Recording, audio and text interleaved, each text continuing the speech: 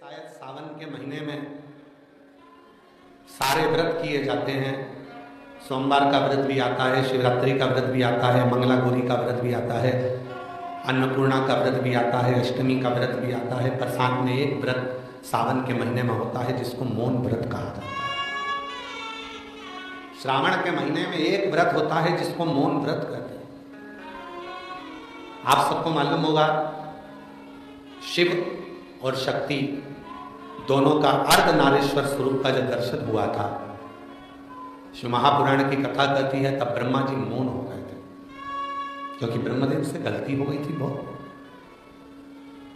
ब्रह्मा जी से इतनी गलती हो गई थी कि ब्रह्मा जी ने भगवान नारायण और भगवान शिव में भेद कर दिया।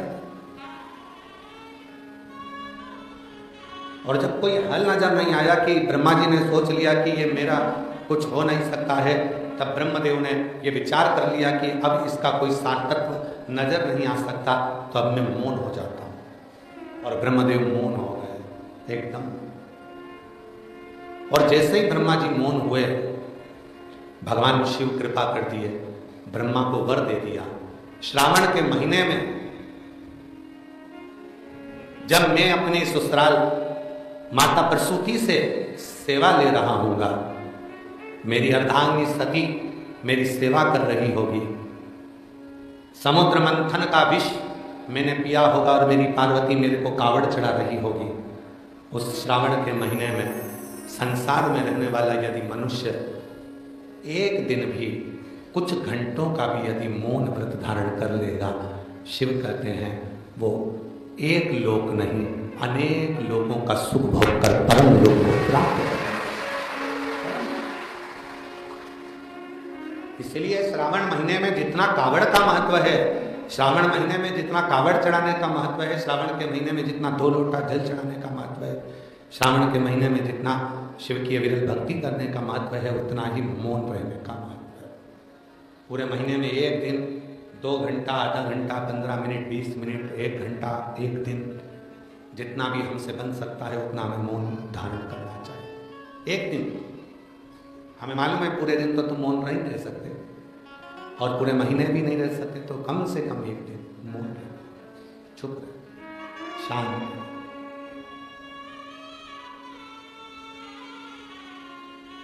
बहने वाली गंगा भी काशी में आकर रहना पसंद करती। और एक दिन ऐसा आया, एक दिन यह स्थिति हो गई काशी में कि गंगा जी तो उछल पड़ी, बहुत उछली।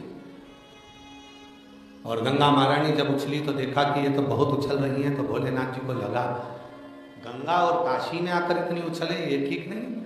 शिव जी ने अपना त्रिशूल लिया, गाड़ दिया, और जो गाड़ा गंगा मैया वहीं से टकराई और वापिस लौट कर निकल गई। उस स्थान का नाम आज भी, उस स्थान को शूलकंठेश्वर महादेव के नाम से जाना जाता है। जिस स्थान पर गंगा जी के लिए भगवान शंकर ने त्रिशूल रख दिया, और गंगा मैया वहीं से वापिस की ओर वापिस लौट।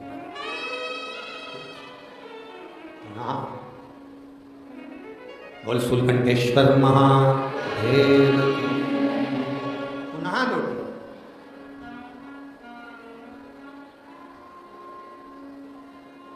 उनको पहचानना, उनको जानना, उनका स्मरण करना, उनकी भक्ति में डूबना। शिव जानते थे, भगवान शंकर के स्मरण में था कि गंगा अविरल बही है, उछली है, तो हो सकता है कि काशी में भी उछले, हो सकता है। पर उसको साधना, किसी ने खूब कहा, अच्छा सुंदर कहा है कि पानी और परमात्मा दोनों की याद प्यास लगने पर लगती है। पानी कब याद आता है? जब प्यास लगती है, बहुत प्यास लगे तो पानी की याद आती है। और परमात्मा की याद कब आती है? जब बहुत दुख हो। बहुत प्यास लगने पर पानी याद आता है, और बहुत दुख आने पर परमात्मा याद आता है। कैसे भी मेरा शिव मेरे दुख को काट दे, कैसे? और लगन तुमसे लगा बेटे, जो हो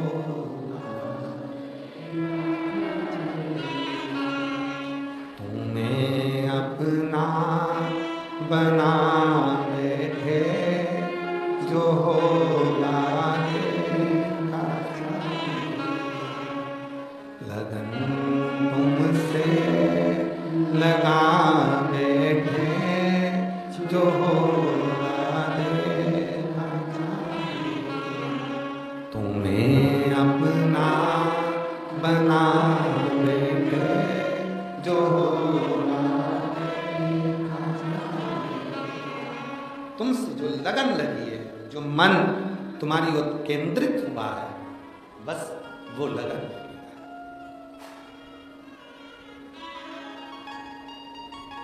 सतयुग, त्रेतायुग, द्वापर, और अभी क्या चल रहा है? जम के तो बोलो, कलयुग।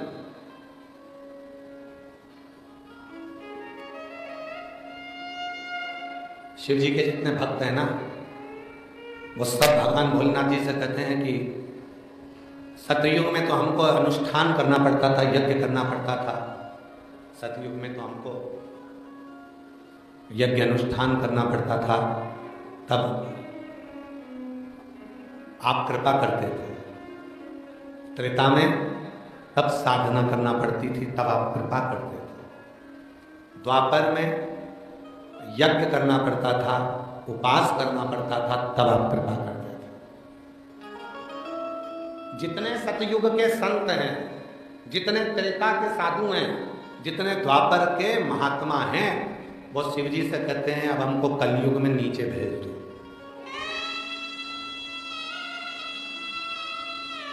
अब हमको कलयुग में नीचे भेज दो। शिव जी ने पूछा क्यों, किस लिए, काय को, किस कारण?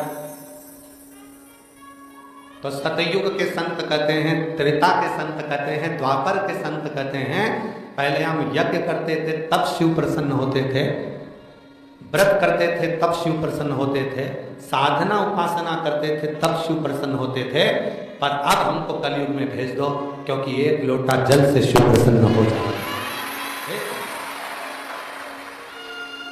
एक लोटा जल सारी समस्या का। अब शिव केवल एक लोटे जल से प्रसन्न हो जाते हैं, केवल एक लोटा जल। अब उस जल को चाहे तुम, कोई कहे कि ये गंगा नदी का पानी है, कोई कहे गटर का पानी है, कोई कहे कारपोरेशन का पानी है, कोई कहे नगर पालिका का पानी है, कोई कहे टंकी का पानी है, कोई कहे खड्डे का पानी है, तुम कुछ भी कहते रहो। शिवजी अगर पानी देखते होते तो तुमसे पानी मांगते ही नहीं। शिवजी अगर फूल देखते होते तो तुमसे फूल मांगते ही नहीं। शिव महापुराण में, स्कंद पुराण में, भविष्य पुराण में, अग्नि पुराण में, नर्मदा पुराण में, लिंग पुराण में, नारद पुराण में, ब्रह्मविवर्त पुराण में, कूर्म पुराण में, मत्स्य पुराण में, विष्णु पुराण में, श्रीमद् भागवत पुराण में, जितनी पुराणे हैं और जितनी उनकी उप पुराण है, उसमें ये नहीं लिखा कि जल कहाँ का लेकर आना, उसमें तो ये लिखा भाव से अगर तूने आंख के अश्रु भी चढ़ा दिए तो भी शिव स्वीकार। चलो जाने तो अभी कथा सुनो नरसिंह मेहता जी की। नानी बाई का मायरा सावरिया सेठ ने भरा था, पर सावरिया सेठ से मिलाने वाला नरसिंह जी को थे कौन? भगवान देवाधिदेव मां। जरा विचार करिए, थोड़ा संगीत सब थोड़ा शांति से। सावरिया सेठ से शिव जी को मिलाने वाला कौन था? कौन? विचार करना था। बड़ी भाभी ने देवर को धक्के मार के निकाल दिया। नरसिंह मेहता जी रोते हुए कहाँ जाते? तो बड़े भाई सारंगधर ने कह दिया कि वो टूटा हुआ शिव जी का मंदिर है, वहां चले जाओ। टूटे हुए शिव जी के मंदिर में भेज दिया और टूटे हुए शिव जी के मंदिर में नरसिंह जी चले गए। ना लोटा था ना जल था, ना फूल था, ना पत्र था, ना भोग था, ना भोजन था, कुछ क्या करें नरसिंह जी ने? पूरी रात नरसिंह जी शिवलिंग को गले लगाकर रोते रहे। पूरी रात नरसिंह जी शिवलिंग को गले लगाकर रोते रहे। सुबह ब्रह्म मुहूर्त में भगवान शंकर ने नरसिंह जी को नंदी पर बिठाया और सांवरिया सेठ का दर्शन कराने के लिए गौलोक धाम ले गए।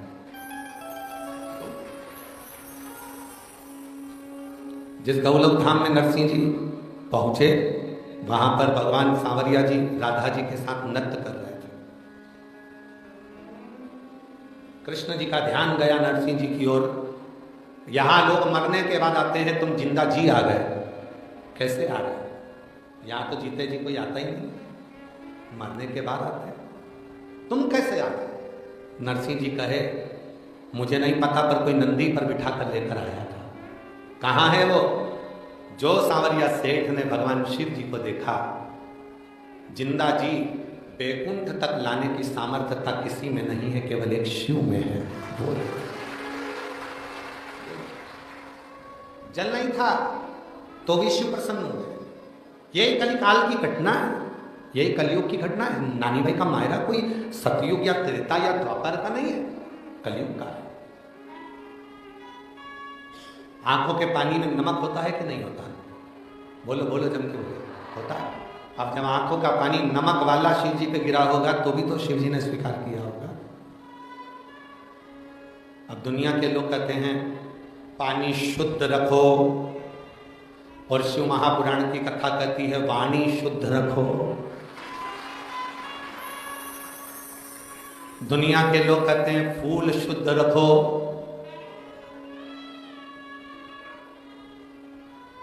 एक पुष्प होता है पारिजात का पुष्प, देखा है आप लोगों ने?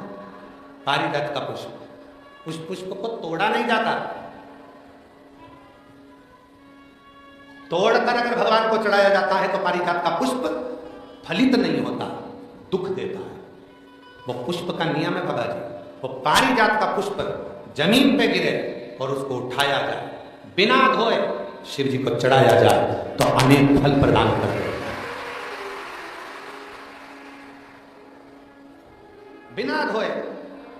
और आज भी प्रमाण है महाराज जी, आज भी हमारे सनातन धर्म में प्रमाण है, जिस पुष्प को पानी में धोकर भगवान को चढ़ाया जाता है वो फूल भगवान स्वीकार नहीं करते। आज भी नियम है वकील साहब, आज भी नियम है। जिस फूल को अगर पेड़ से तोड़ा, पानी में धोया, उसके बाद भगवान को चढ़ाया तो भगवान उसको स्वीकार नहीं करते। ये रीत है। आज भी फूल से टूटा और टूटने के बाद भगवान को चढ़ा दिया, वो स्वीकार।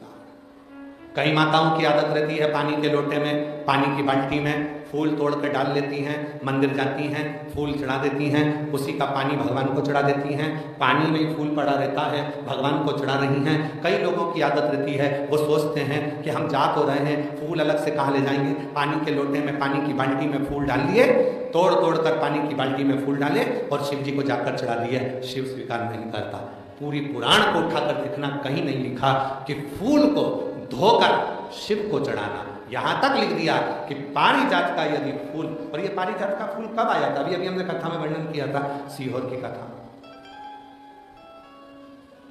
सीहोर की कथा में वर्णन किया था, आप लोगों ने सुना होगा। दुर्वासा बाबा आ गए थे अयोध्या में भोजन करने के लिए। अभी कथा में बोला था, आप लोगों ने में से किसी न किसी ने सुना होगा। दुर्वासा ऋषि आए अयोध्या, भगवान श्री राम जी, भरत जी, शत्रुघ्न जी, लक्ष्मण जी सबने आओ भगत करी। माँ जानकी जी ने भी प्रणाम करा और राम जी ने कह दिया कि प्रभु भोजन करना है आपको अयोध्या में। तो उन्होंने कह दिया था भोजन तो करूंगा, पर शर्त एक है, भोजन बनाने में अग्नि का प्रयोग ना हो, भोजन बनाने में जल का प्रयोग ना हो, और भोजन बनाने में धेनु का प्रयोग ना हो। कोई दूध, कोई घी, कोई दही, कोई वस्तु गाय की होना नहीं चाहिए। धेनु का प्रयोग भी ना हो, सुनो, अग्नि का प्रयोग भी ना हो और जल का प्रयोग भी ना हो। अब हम चतुर्वेदी जी और अंबाला वाले आप दोनों की धर्म पत्नियों से कह दें कि बिना अग्नि का भोजन बनाना, बिना पानी का भोजन बनाना और बिना धेनु का भोजन बनाना बन सकता है? तो जी बोलेगी कि नहीं बन सकता। बेटी बनेगा ही। आप में से कितने लोग हैं जो बिना पानी का भोजन बना सकते हैं, बिना अग्नि का भोजन बना सकते हैं, बिना धेनु का भोजन बना सकते हैं, बिना घी तेल का? और राम जी से क्या कह रहे हैं दुर्वासा जी कि मुझे अगर भोजन कराना है तो बिना अग्नि का, बिना पानी का और बिना धेनु का। और दूसरा, मैं सरयू जी का स्नान कर कर आऊंगा और भगवान शिव की पूजन करूंगा, तो मुझे वो पुष्प ला कर देना जिस पुष्प को अयोध्या और संसार के लोगों ने कभी नहीं देखा हो, कभी नहीं देखा हो। ऐसा पुष्प मुझे चाहिए अयोध्या में शिव जी की पूजन के लिए। दुर्वासा जी ने ये डिमांड रख दी। वो तो भगवान को धन्यवाद देना कि सियोर वाला बाबा डिमांड नहीं रखता। दुर्वासा जी ने डिमांड रखी कि अग्नि में बना हुआ भोजन नहीं चाहिए, पानी से बना हुआ भोजन नहीं चाहिए, धेनु से निर्मित भोजन नहीं चाहिए, और वो फूल शिव जी की पूजन में चाहिए जो पूरी दुनिया ने ना देखा हो, पृथ्वी पर किसी ने नहीं देखा। वो फूल चाहिए, वो पुष्प, वो पुष्प चाहिए।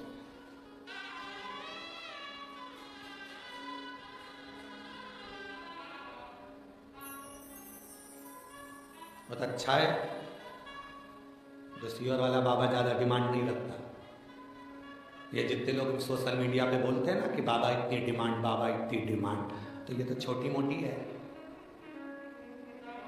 भारी डिमांड होना चाहिए। हल्के फुल्के थोड़ी ना है। विश्वनाथ जी के बेटे हैं, शिव के पुत्र हैं, कोई छोटे मोटे? अब राम जी चिंता में पड़ गए। राम जी के समझ में नहीं आया कि मैं ऐसा भोजन, सीता जी से पूछा तुम बना दोगी? सीता जी बोली बिना आग के और बिना पानी के, बिना घी तेल के कोई भोजन बने? पूरे अयोध्या में बिकवाया ऐसा कोई फूल जिसको किसी ने नहीं देखा। बाबा वशिष्ठ के पास गुरुजी ने कह दिया एक पत्र लिखो, इंद्र के लिए छोड़ दो। उस पत्र में लिखना 2 वृक्ष भेज दो, 2 वृक्ष, एक कल्प वृक्ष और दूसरा पारिजात का वृक्ष, 2 वृक्ष भेज दो।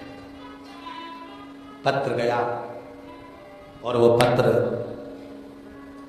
इंद्र के चरणों में जाकर गिरा, तो पत्र पढ़ते से ही इंद्रदेव ने 2 वृक्ष भेजे। कौन कौन से वृक्ष भेजे? एक कल्प वृक्ष, एक पारिजात। कल्प वृक्ष इसलिए भेजा गया कि राम जी ने हाथ जोड़े कल्प वृक्ष के और कहा कि भोजन दे दो। कल्प वृक्ष से जो मांगो वो मिल जाता है। बना हुआ भोजन सामने आ गया, ना अग्नि लगी, ना पानी लगा, ना धेनु लगी, और भोजन दुर्वासा जी के सामने। दूसरा, पारिजात का वृक्ष आया। जिस पारिजात के फूल को किसी ने नहीं देखा था, वो राम जी ने दुर्वासा जी को दिया शिव जी को चढ़ाने के लिए। और वो फूल जो जमीन पर पड़े थे वो राम जी बीन कर दुर्वासा जी को दिए थे। शिव ने स्वीकार किए थे। शंकर भगवान उसी क्षण राम जी की साक्षी में कहते हैं, सुनो राघव, आज भूमि पर पड़ा हुआ ये पुष्प तुम्हारे हाथ का स्पर्श पाकर मेरे पास आया है। आज के बाद संसार का मनुष्य जब पारिजात का फूल मुझे देगा तो वो तोड़ कर देगा तो फल नहीं मिलेगा, पर भूमि पर पड़ा हुआ देगा तो मैं राम के रूप में उसको स्वीकार करूंगा। राम जी के हाथ के पुष्प के बराबर पुष्प पारिजात का भूमि पर पड़ा हुआ पुष्प हो जाता है। और दुनिया के लोग बात करते हैं कि ये पानी मत चढ़ाओ, वो पानी मत चढ़ाओ, ये मत करो। शिव जी को ये कई लोग कहते हैं ये बेलपत्र तुम्हारी पूरी टूट गई है, ये बेलपत्र खंडित हो गई है, ये खंडित बेलपत्र है, शिव जी को मत चढ़ाओ, इसकी एक पत्ती नहीं है, शिव जी को मत चढ़ाओ। ये बेलपत्र का आधा टुकड़ा है, शिव जी को मत चढ़ाओ। ये बेलपत्र का इतना सा टुकड़ा है, शिव जी को मत चढ़ाओ। शिव महापुराण की कथा जिसने पढ़ी नहीं है वो व्यर्थ की बात करते हैं। और जिन्होंने शंकर जी को जान लिया, शिव महापुराण में यहां तक लिखा है कि अगर बेलपत्र के 1,00,000 टुकड़े हो जाएं और बेलपत्र सूख भी जाए, सूख भी उसका चूरा बन जाए और चूरे का भी एक तिनका मात्र भी शंकर को चढ़ जाए तो सहस्त्र बेलपत्र के फल के बराबर फल प्राप्त हो जाए। जो समझे ही नहीं उनको क्या समझा? जो आज भी दिमाग में लेकर बैठे, खंडित है, खंडित है, खंडित है, खंडित है। कई लोगों के दिमाग में बैठा रहता है। और आप लोगों से निवेदन है, आज की कथा में से ये वाला वीडियो काट के डाल देना आप लोग। जो लोग कहते हैं बेलपत्र खंडित है, बेलपत्र का टुकड़े से टुकड़ा, टुकड़े से टुकड़ा भी अगर है और वो भी अगर शिव को समर्पित है तो वो भी सहस्त्र बेलपत्र के बराबर हमें फल देगा। सहस्त्र। दुनिया में केवल एक ही तो है, पूरी दुनिया में केवल एक ही है, मेरा देव अधिदेव महादेव। भगवान विष्णु जी की मूर्ति खंडित होती है तो मूर्ति को बदलना पड़ता है। राम जी की मूर्ति खंडित होती है तो मूर्ति को बदलना पड़ता है। देवी जी की मूर्ति खंडित होती है तो मूर्ति को बदलना पड़ता है। दत्त भगवान की मूर्ति खंडित होती है तो मूर्ति को बदलना पड़ता है। 33 कोटि देवताओं की मूर्ति खंडित होती है तो मूर्ति को बदलना पड़ता है। और महादेव का शिवलिंग यदि खंडित भी हो जाता है तो वह अखंडेश्वर महादेव कहलाता है। शिव जी का शिवलिंग भी अगर खंडित हो जाए तो वो खंडित नहीं माना जाता। 1000 टुकड़े हो जाए तो खंडित नहीं माना जाता। उसके टुकड़े टुकड़े हो जाए तो भी खंडित नहीं माना जाता। वो अखंडेश्वर हो जाता है, सहस्त्रेश्वर हो जाता है, लक्षेश्वर हो जाता है। वो साधारण नहीं रहता।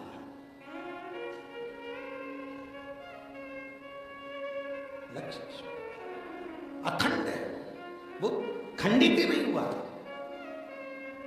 सारी दुनिया में सबसे ज्यादा आक्रमण अगर द्रोहियों ने करे हैं तो काशी पर करे। अगर विधर्मियों ने सबसे ज्यादा आक्रमण करे तो काशी विश्वनाथ पर करे। सब कुछ तोड़ लिया उन्होंने, पर काशी आज भी अजर और अमर जैसी खड़ी की खड़ी। अजर अमर। गली गली के मकान तोड़कर देख लो, हर मकान के नीचे से शिवलिंग निकलेगा, हर होटले के नीचे से शिवलिंग निकलेगा, हर भूमि के नीचे से शिवलिंग निकलेगा। विद्रोहियों ने पूरी तरह से शिवलिंगों को खंडित कर कर देख लिया, पर उनको क्या मालूम था ये विश्वनाथ है जो दुनिया का भरण पोषण करने वाला है। ये कभी खंडित नहीं होता, ये तो अखंड है और अखंड ही रहेगा। ये अखंड है और अखंड, ये कोई साधारण नहीं है, इसको समझना साधारण नहीं है। एक नैना नाम की एक शिवभक्त महाराष्ट्र की अकोला के पास में रहते, नैना नाम था। महाराज हम चतुर्वेदी जी उसका पत्र अगर हमारे पास में होगा तो हम उस पत्र को सोशल मीडिया पर जरूर डालेंगे। हम श्योर जाकर ढूंढवाएंगे उस पत्र को। अगर पत्र, नैना नाम की एक लड़की अकोला के पास की,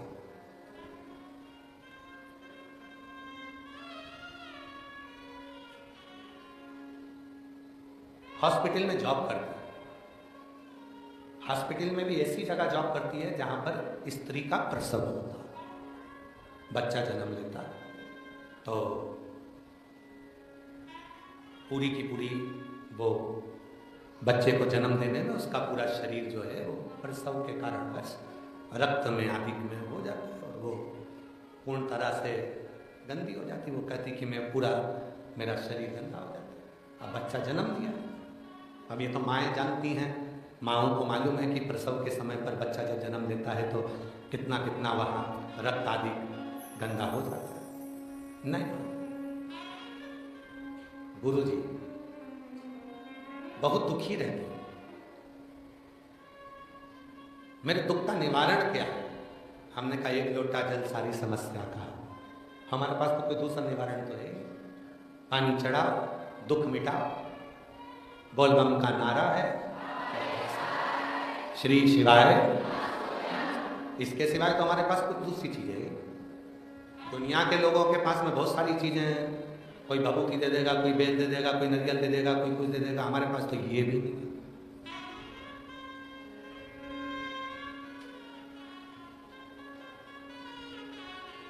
हमने कहा नहीं ना, तुम एक काम करा करो, रोज शिव जी को जल चढ़ाया करो। गुरुजी, हॉस्पिटल में जाने की जल्दी रहती है, जल चढ़ाऊं कैसे? हॉस्पिटल से आती हूं तो गंदी हो जाती हूं, जल चढ़ाऊं कैसे? हमने कहा घर से चला करो तो बोतल में जल भर लिया करो, जाते आते जब तुम्हारा मन पड़ जाए, जब शिव कृपा कर दे तब जल चढ़ाओ। हॉस्पिटल से आती होगी तो स्नान कर कर आती होगी, हाँ। कपड़े बदल कर आती होगी, हाँ। तो फिर जाने में क्या है? पर लोग कहते हैं कि हॉस्पिटल से आइए, शिव जी के मंदिर आ गए। हमने कहा दुनिया तो ताना देती रहेगी। शिव महापुराण की कथा में आता है, रात्रि को 9:15 वाला जो उपाय यूट्यूब पर डला हुआ है, जब कोई बहुत मात्रा में बीमार पड़ जाता है, हॉस्पिटल से ही वो 9:15 वाला उपाय करने के लिए मंदिर पहुंच जाता है और बाबा उस पर करुणा करना प्रारंभ कर देता है। शिव गंदा शरीर नहीं देखे हैं, शिव गंदा मन देखे। कितने रुपए का तुमने क्रीम पाउडर लगाया, कितने सुंदर तुम हो, ये शिव जी को मतलब ही नहीं है। क्या करेगा वो तुम्हारी सुंदरता से? करेगा? जिनके आगे स्वयं मां जगत जननी पार्वती जी भी फीकी हैं, जिनके आगे स्वयं जगत जननी जगदम्बा अम्बा भी स्वरूप में फीकी हैं, वो शिव जी कितने सुंदर हैं, तो तुम्हारी सुंदरता से उसको कोई मतलब तो नहीं। तेरी प्रतिमा कितनी सुंदर, तू कितना सुंदर।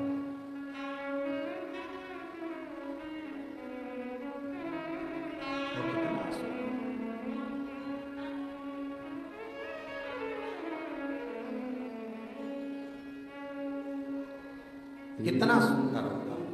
तेरी प्रतिमा कितनी सुंदर, तो कितना सुंदर, तो कितना सुंदर। जरा विचार, कितना सुंदर।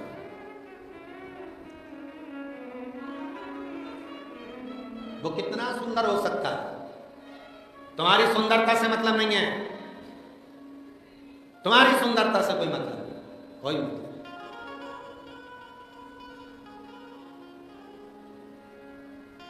नाथू भगत की कथा याद है आप लोगों को? काशी में रहने वाले, जितने काशी में रहने वाले, नाथू भगत की कथा आप लोगों के स्मरण में होगी। नाथू भगत शिव का परम उपासक, गंगा जी के तट पर रहता था। 80 घाट के नजदीक में एक बड़ा सा किला था, उस किले के एक आले में वो रहता था, किले के आले में। और वो किले के घाट के किले के आले में, अब थोड़ा ध्यान देना तुम लोग, जरा स्मरण रखिएगा। आप लोग तो काशी के रहने वाले हो। गंगा के घाट पर बहुत बड़े बड़े घाट हैं। घाट के अंदर जहाँ लोग खड़े होकर नहाते हैं, ऐसे गोल गोल चबूतरे बने रहते हैं, उसके अंदर आले बने रहते हैं। आले, उस आले के अंदर नाथू भगत रहता था। जितने काशी वाले हैं उन सबके स्मरण में एक कथा होगी कि वो नाथू भगत काशी में रहता और 80 घाट के नजदीक में केदार खंड के अंतर्गत निवास करता। नाथू भगत जिसको भी प्रवचन देता था, बोलता था, तो एक ही बात कहता था, कभी उसने काशी से बाहर पांव नहीं रखा। कैलाश नहीं गया क्योंकि उसको मालूम है कैलाश मेरी काशी में है। कभी देवी का दर्शन करने नहीं गया क्योंकि 9 देवियां मेरी काशी में है। किसी गौरी का दर्शन करने नहीं गया क्योंकि 9 गौरी मेरी काशी में है। किसी विनायक का दर्शन करने नहीं गया क्योंकि अष्टविनायक मेरी काशी में है। किसी हनुमान जी के मंदिर दर्शन करने नहीं गया क्योंकि सारे हनुमान मेरी काशी में है। किसी देवता के धाम नहीं गया क्योंकि सारे देवता मेरी काशी में है। वो नाथू भगत 10 साल में उसका एक नियम था, वो भंडारा करता था। कितने साल में? 10 साल में भंडारा करता था वो नाथू भगत। भंडारा कैसा करता था? तुम भंडारा कैसे करते हो? पूड़ी बनाते हो, सब्जी बनाते हो, बिस्कुट बांटते हो, टॉफी बांटते हो, सब कुछ बांटते हो। वो नाथू भगत वो कहता था मैं भंडारा उस चीज का करूंगा जो मेरे शिव जी ने मुझको दिया है, जो मेरा है ही नहीं उसका मैं भंडारा कैसे करूं? 5,000 रुपए तुम दो, आज खीर बांटेंगे, ये भंडारा नहीं है। तेल का पीपा तुम दो, आज पूरी सब्जी बनाकर बांटेंगे, ये भंडारा नहीं है। आज बटुकों का भोजन होगा, मालपुआ रबड़ी बनेगा, 20,000 रुपए तुम दो, ये भंडारा नहीं है। कहीं से लेकर आ गए दे दिया, ये भंडारा नहीं है। नाथू भगत काशी की पवित्र भूमि का वो संत था शिव का, वो कहता था मेरे भगवान ने जो मुझे दिया है मैं भंडारा उसका करूंगा। क्या करता था? अपने शरीर को खंभे से ठोक लेता था, शिव शिव शिव शिव शिव कहकर ठोकता। शरीर में घाव हो जाते, शरीर में घाव होते, उसमें कीड़े पड़ जाते, शरीर के अंदर कीड़े पड़ते और वो कीड़े शरीर को खाते। 15 दिन तक भंडारा उसके शरीर का देता वो नाथू भगत, और 16वें दिन मां गंगा में जाके डुबकी लगाता, पूरा शरीर ठीक हो जाता।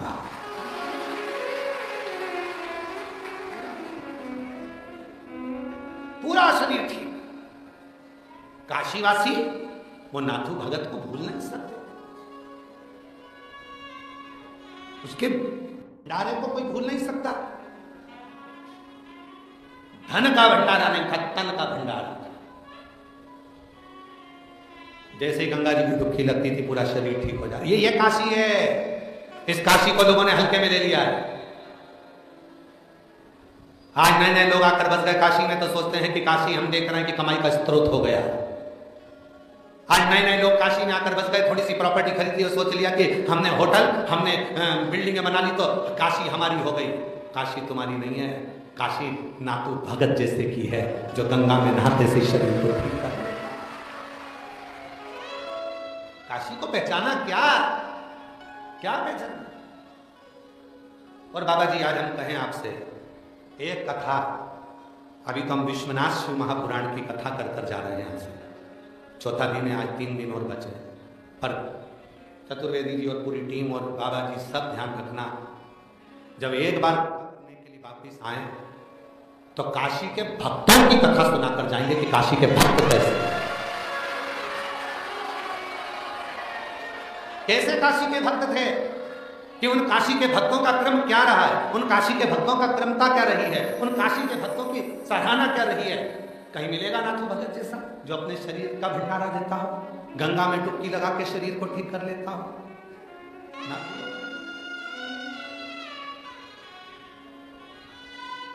आओ काशी के एक भगत की ओर बात करें तो विपण्णन, काशी का एक भगत विपण्णन मणिकर्णिका पर रहता था,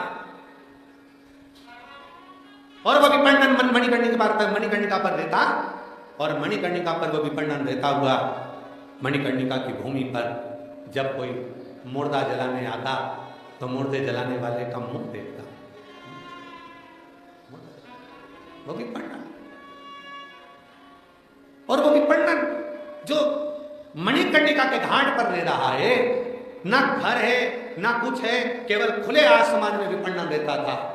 और कहते हैं लोग मुर्दा लेकर जाते थे, राम नाम सत्य चिल्लाते थे, और विपण्णन मुर्दे से, जिसको लेकर जा रहे हैं उस मुर्दे से बात कर लेता था। लोग कहते थे अघोरी है, तांत्रिक है, लोग कहते अघोरी है, तांत्रिक है। अरे विपण्णन ना अघोरी था ना तांत्रिक था, वो विश्वनाथ जी का भक्त था, शिव का भक्त था। वो अघोरी नहीं।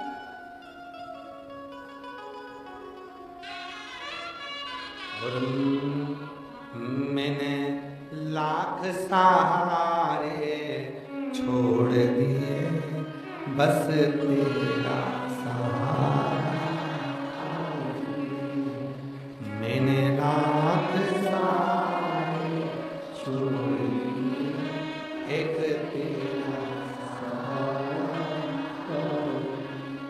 बस तेरा सहारा काफी है, बस तेरा सहारा काफी है।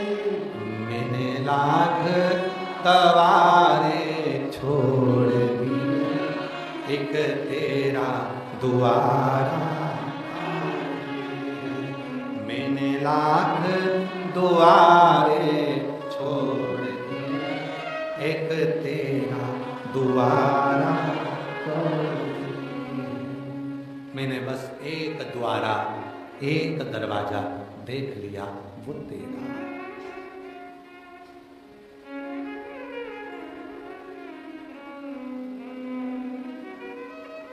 संगी साथी कुटुंबी बड़े, मेरे संगी साथी कुटुंबी बड़े, बस एक सहारा देख लिया, तेरे दर का किनारा काफी है। बस एक सहारा देख लिया, तेरे दर का किनारा काफी है। मैंने सारे सहारे छोड़ दिए, बस तेरा सहारा काफी है। विपणन लोग कहते थे तांत्रिक था, विपणन लोग कहते थे अघोरी था। विपणन जिसकी चरित्र काशी के शास्त्रों में मिलता, और उसको पढ़ो तो मिलता है कि विपणन मुर्दों से बात कर लेता था, मुर्दों से। और सुनो, ए काशीवासियों, आप सबके चरणों को प्रणाम कर कर एक बात कहना चाहता हूं इस विपणन के चरित्र से। प्रश्न था विपणन का। एक ब्राह्मण, मस्तक पर त्रिपुंड, गले में रुद्राक्ष की माला, भस्म पूरे शरीर पर लगी हुई, त्रिपुंड, और विपणन के पास आ गया। उस दिन विपणन खुले आसमान में बैठे थे, मुर्दे से बात कर रहे थे, मुर्दे से। ये काशी है वकील साहब, ये काशी है जहां मुर्दे से बात करने वाले संत भी यहां निवास करते थे। गर्व होना चाहिए काशीवासियों को कि यह काशी, इसको महाशमशान कहते हैं, महाशमशान। विपणन बैठे थे, गले में रुद्राक्ष, भस्म, त्रिपुंड पहना हुआ एक ब्राह्मण विद्वान, शिखाबंदी है इसकी, तन पर एक लंगोटी है, ऊपर के भाग कुछ नहीं है, यज्ञोपवीत धरा हुआ है। विपणन के पास आ गया विपणन। आज विपणन मुर्दे से बात कर कर हंस रहे थे, तो पूछा कि भाई मेरा प्रश्न है। ब्राह्मण ने पूछा कि परमात्मा से प्रेम और संसार से प्रेम में क्या अंतर है? सुनना जरा, बड़ा सुंदर है। परमात्मा से प्रेम और संसार से प्रेम में क्या अंतर है? विपणन ने जो कहा हम आज की भाषा में सुनाएंगे, पुरानी भाषा में नहीं सुनाएंगे, क्योंकि आज की भाषा में तुम्हें जल्दी समझ में आएगा। विपणन ने कहा परमात्मा से प्रेम और संसार के प्रेम में क्या अंतर है? ब्राह्मण ने पूछा तो विपणन ने जवाब दिया, कोई हॉस्पिटल में पड़ा हुआ है, घर से लोग भोजन ले जाने को टेंशन समझ रहे हैं, ये संसार का प्रेम। कौन लेके जाएगा खाना? आज हॉस्पिटल तुम जा रही हो तो कल मैं जाऊंगी, सास बीमार है, ससुर बीमार है, क्या रोज रोज मैं बैठी हूं? क्या पूरी इजाजत का हिस्सा मुझे मिलेगा? सास तो तुम्हारी भी है ना, माँ तो तुम्हारी भी है ना, तो तुम भी खाना लेके जाओ। ये संसारिक प्रेम है। विपणन अपनी भाषा में समझाए थे, पर सियोर वाला बाबा अपनी भाषा में समझा रहा है, ये संसारिक प्रेम। डॉक्टर से जाकर पूछ रहे हैं ठीक हो जाएंगे कि नहीं होंगे? डॉक्टर ने कह दिया चांस तो थोड़े कम है। तो फिर कितने दिन के हैं ये संसारिक प्रेम? विपणन की भाषा को हमने अपनी भाषा में बदला है। विपणन की भाषा तो बहुत ऊंची है, जिसको समझने में हमको समय लग जाए, इसलिए हमने अपनी भाषा में। फिर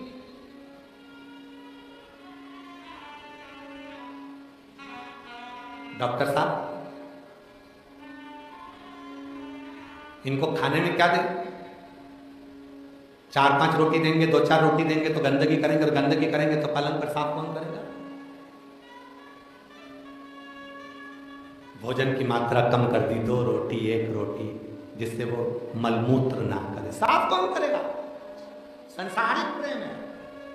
और विपणन ने कहा यह संसार का प्रेम है। जिस व्यक्ति ने करोड़ों कमाए, जिस व्यक्ति ने लाखों कमाए, जिस व्यक्ति ने दुकान जमाई, जिस व्यक्ति ने बंगला बनाया, जिस व्यक्ति ने घर बनाया, आज उसी पर लोग खर्च नहीं कर पाते, विचार करते हैं ज्यादा खर्चा हो जाएगा, हॉस्पिटल से जल्दी छुट्टी दे दो, घर ले जाते हैं। अब जब मर ही रहे हैं तो घर ही मर जाएंगे। इसको कहते संसारिक प्रेम। और विपणन ने फिर कहा परमात्मा से प्रेम किसको कहते हैं? तो विपणन कहते हैं दर्द में भी अगर वो याद आ रहा है, दुख में भी आंसू के साथ विश्वनाथ का नाम निकल रहा है, और मरने से पहले भी ये तुम्हारे भीतर विश्वास है कि मेरे साथ मेरा विश्वनाथ है, वही परमात्मा का प्रेम। इसी को परमात्मा का प्रेम कहते हैं, इसी को परमात्मा के प्रति प्रेम कहा गया। इसलिए मेरी जीजियों, जितने भी आस्था चैनल पर कथा सुन रही है, जितने फेसबुक यूट्यूब पर कथा सुन रहे हैं, जितने मेरे जीजा, जितनी मेरी जीजी, जितना मेरा बेटा बेटी, जितने मेरे बुजुर्ग माँ बाप यहाँ बैठे हैं, पंडाल में बैठे हो जितने, बाहर बैठे हो जितने, और जितने आस्था चैनल पर कथा सुन रहे हैं, सबसे निवेदन है अंतिम समय आए उससे पहले अपनी अलमारी में जितनी साड़ियां रखी हैं सब पहनो।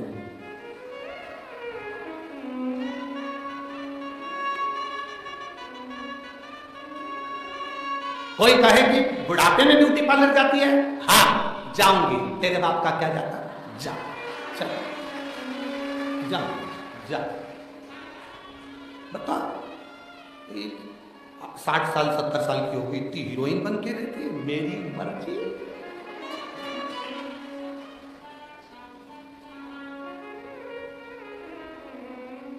कब अपन ही खुश होकर नहीं जी सके तो फिर परमात्मा भी पूछेगा, भेजा था तेरे को नीचे, क्या करा? बच्चों की शादी करी, बेटियों की शादी करी, दामाद मिल गए, बहुएं आ गई, सारा काम धंधा उनको दे दिया। बाद में काशी में पंडित प्रदीप मिश्रा की कथा सुनने जाने का मन हुआ, बच्चों से कहा मुझको टिकट बनवा दे, बच्चा के रहने दो, भीड़ चल रही है, अभी कोई टिकट मिकट नहीं मिलेगा। और ससुराल में बेटे के यहाँ काम आ गया तो तत्काल टिकट में डाल दिया। और बाप को माँ को अगर काशी जाना था तो क्या रहने दो, कहाँ जाओगे, रहने दो, क्या करोगे? जब तक तुम्हारे घर में चले तब तक सारे तीर्थ कर लो, सारे तीर्थ। जब तक तुम्हारे घर में चले तब तक दान पुण्य कर लो। फिर तुम 5 रुपए भी निकाल के दान नहीं कर पाओगे, क्योंकि कैमरे लगे होंगे। वो कैमरे कौन से हैं? तुम्हारे पोता पोती। वो कैमरे कौन से हैं? तुम्हारे बच्चे।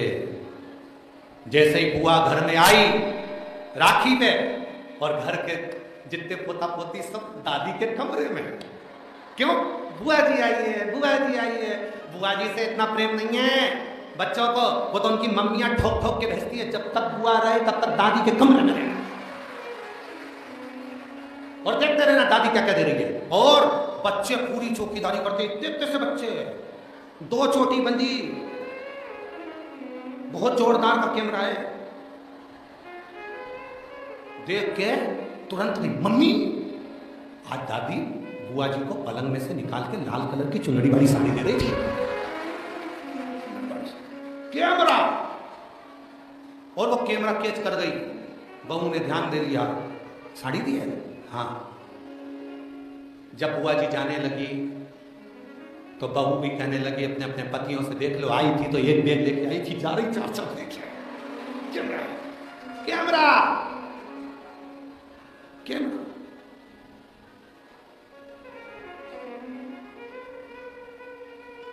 इसीलिए जब तक तुम्हारे घर में चले, जब तक तुम्हारे घर पर कमांड रहे, तब तक तीर्थ करो, दान करो, पुण्य करो, भजन करो, कीर्तन करो।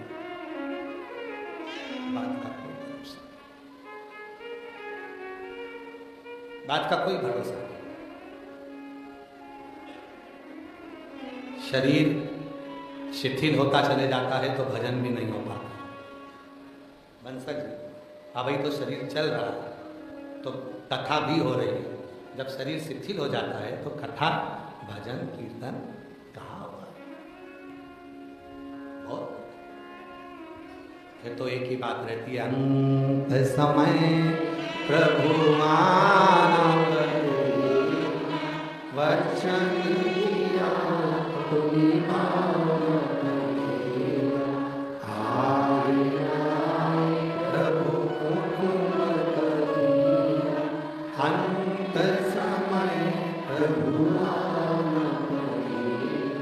वचन किया अंत समय प्रभु। परमात्मा से प्रेम और सांसारिक प्रेम विपण्णन ने बता दिया ब्राह्मण देवता को कि ये परमात्मा से प्रेम है और ये संसार का प्रेम। संसार पर एक बात आप लोगों से कहें, आज जो आप लोगों को देखा, आप लोगों का जो प्यार देखा है शिव पुराण के प्रति, दरवाजे पर खड़े होकर इंतजार करना, शायद दुनिया में पहली व्यासपीठ होगी जिसके लिए दरवाजा भी बंद कर दिया जाता है कि कोई आए ना। पर पहली व्यासपीठ देखी होगी, दरवाजा बंद करने के बाद भी कूद के आ जाते। तुम हमें छुपा ना पाओगे, तुम हमें छुपा। कहाँ स्वर नहीं बैठ रहा है तुम्हारा? 1 नंबर पर लेके आओ उसको, इसको 1 नंबर पर चलाओ, उसका 2-3 पे जा रहा है, एक तक उसको समझ। शिव तत्व कह रहा है, शिव तत्व शायद पहली व्यासपीठ है जिसको रोकने के बाद भी लोग शिव भक्त, और ये प्रदीप मिश्रा जी के लिए नहीं आ रहे, शिवर वाले बाबा के लिए नहीं आ रहे। आपके दिल में जो शंकर जी बैठे हैं, विश्वनाथ जी बैठे हैं, शिव बैठे हैं, आप उस शिव को पाने के लिए, शिव से शिव का मिलन करने के लिए शिव पुराण है। शिव से शिव।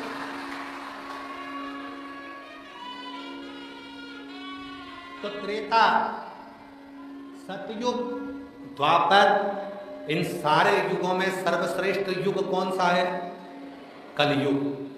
अगर आप सब सतयुग में होते तो हवन कर रहे होते, तप कर रहे होते, आंख बंद करके बैठना होता तुमको 4-6 घंटे तक। त्रेता में होते तो भी तुम्हें तप करना पड़ता, द्वापर में होते तो भी तुम्हें यज्ञ करना होता, पर कलयुग इतना सरल, एक लोटा जल सारे संसार। और आज हमारे चतुर्वेदी चढ़वा दिए बिस्लेरी का जल। सुबह जल ढूंढ रहे थे मंदिर में, जल ना मिला तो चतुर्वेदी जी बोले बिस्लेरी का है।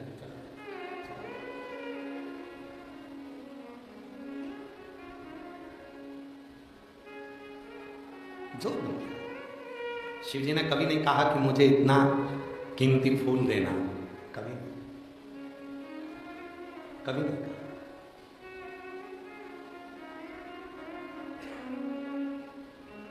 कभी नहीं शिव जी ने कहा कि मुझे इतना कीमती सामान दो, इतना कीमती फूल दो, इतना कीमती सामग्री मुझे दो। शिव जी तो बोलते हैं, शंकर भगवान की कथा तो यहाँ तक कहती है कि कीमती सामान तुम घर छोड़ के आओ, एकदम फ्री होकर आओ, आनंद के साथ।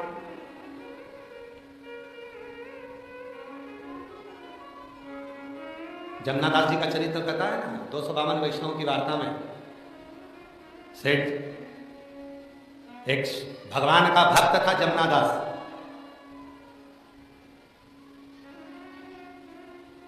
फूल वाले के पास गया फूल लेने के लिए। कितने का है?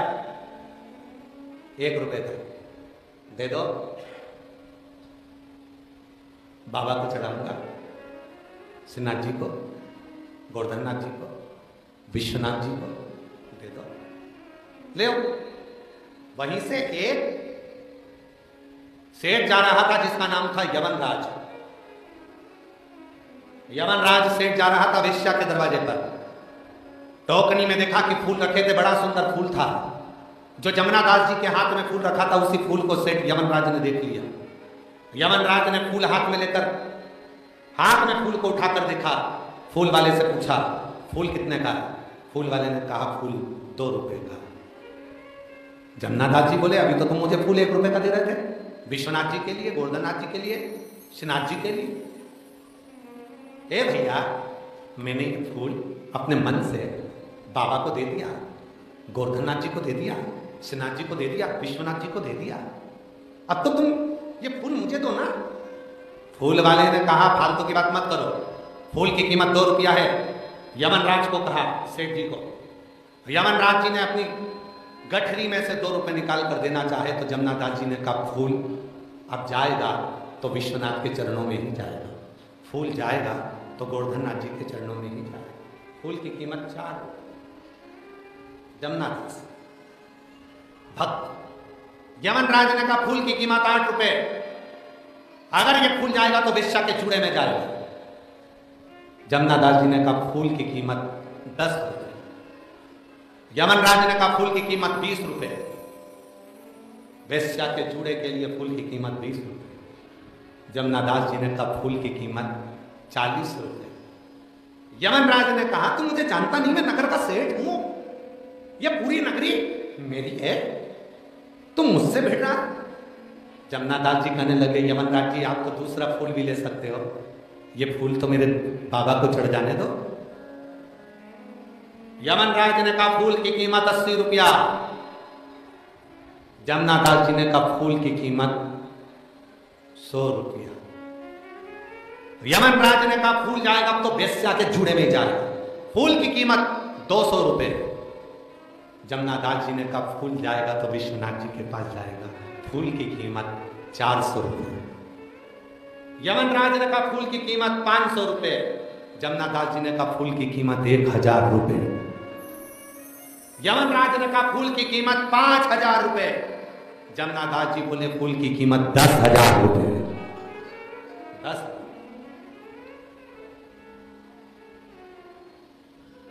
यमनराज ने पता लगाया कि ये इसके पास कितनी जमीन जायदाद है, पता करो। पूरी जमीन बेच देगा 50,000 में बिक जाएगी, इससे ज्यादा नहीं होगा इसका। यमनराज ने कहा फूल की कीमत 25,000 रुपए।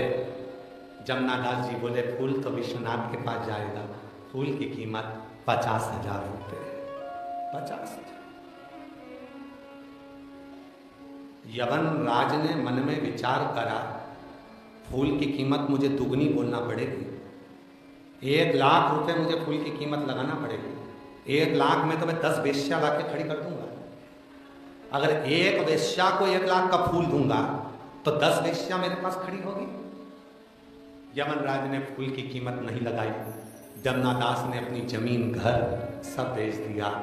50,000 का फूल खरीद कर जब गोवर्धननाथ विश्वनाथ के पास पहुंचे, जैसे ही फूल चरणों में चढ़ाया, इतने में तो मेरा ठाकुर, मेरा गोवर्धननाथ, मेरा विश्वनाथ जमुनादास को गले से लगा लिया। गजब की कीमत लगी।